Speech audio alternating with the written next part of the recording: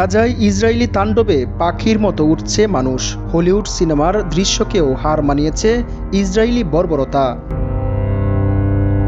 গাজার শিশুদের ছোট্ট দেহগুলি পাখির ডানার মতো ছিটকে পড়ছে চারদিকে। তাদের বোমা বিস্ফোরণের ফলে এতে ব্যাপক ক্ষয়ক্ষতির পাশাপাশি বাড়ছে প্রাণহানি। উদ্ধারকারী দলগুলো জানায়, ইসরায়েলি বাহিনী ফিলিস্তিনি স্বাধীনতাকামী গোষ্ঠীর সঙ্গে যুদ্ধবিরতি চুক্তি ভেঙে নতুন আক্রমণ শুরু করেছে এবং গাজার বিভিন্ন এলাকা দখল করার হুমকি দিয়েছে। সীমাহীন বর্বরতা চালিয়ে লাশ আর ধ্বংসস্তূপের উপরেই উল্লাসে মেতে উঠেছে নেতানিয়াহুর বাহিনী। নাচা গাওয়ার সাথে হচ্ছে মদ্যপান। পিশাচকে হার মানানো মানুষের এমন আচরণ যেন নৃশংসতার অনন্য নজির হয়ে গেল পৃথিবীর বুকে। জ্বলে পুড়ে নিঃশেষ হয়ে যাচ্ছে ফিলিস্তিনের গাজা উপত্যকা। একের পর এক ইসরায়েলি মিসাইলের আঘাতে প্রতিনিয়ত ধ্বংস হচ্ছে ফিলিস্তিন।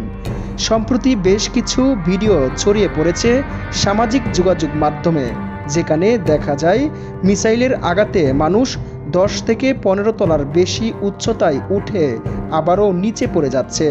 এ যেন ছাড়িয়ে যাচ্ছে আধুনিক বিশ্বের সকল বর্বরতাকে। কোথায় আজ মানবিকতা, কোথায় আজ বিবেক, এমন প্রশ্নে চেয়ে যাচ্ছে সামাজিক যোগাযোগ মাধ্যম। এই ভয়াবহ চিত্র দেখে শুধু যে মুসলিমদের হৃদয় ব্যথিত হচ্ছে তা নয়, ভিন্ন ধর্মীরাও আজ ব্যথিত। ইসরায়েলের স্মরণকালের সবচেয়ে বড় এই নৃশংসতা, কারো কারো মতে ওরা মানুষ নয়, জীবন্ত কোনো জন্তু, জানোয়ার কিংবা হিংস্র পশু।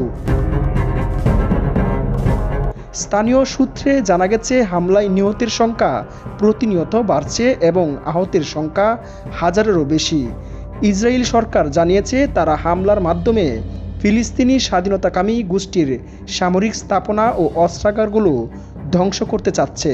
তবে মানবাধিকার সংগঠনগুলো অভিযোগ করেছে যে এই হামলায় বেসামরিক জনগণ ব্যাপকভাবে ক্ষতিগ্রস্ত হচ্ছে। বিশেষ করে হাসপাতাল, স্কুল এবং বসতবাড়ি ব্যাপকভাবে ধ্বংস হয়েছে।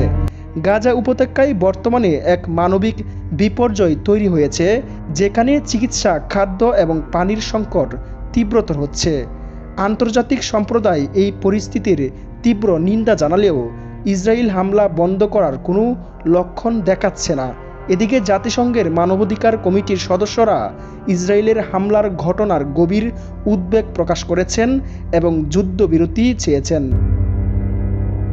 তবে ইসরায়েল কর্তৃপক্ষ জানিয়েছে, হামলা চলবে যতক্ষণ না তারা তাদের লক্ষ্য পূর্ণ করতে সক্ষম হয়।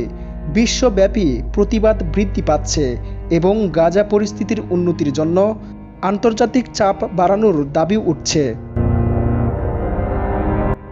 সাইফুল্লাহ সাইফ, দৈনন্দিন চিত্র।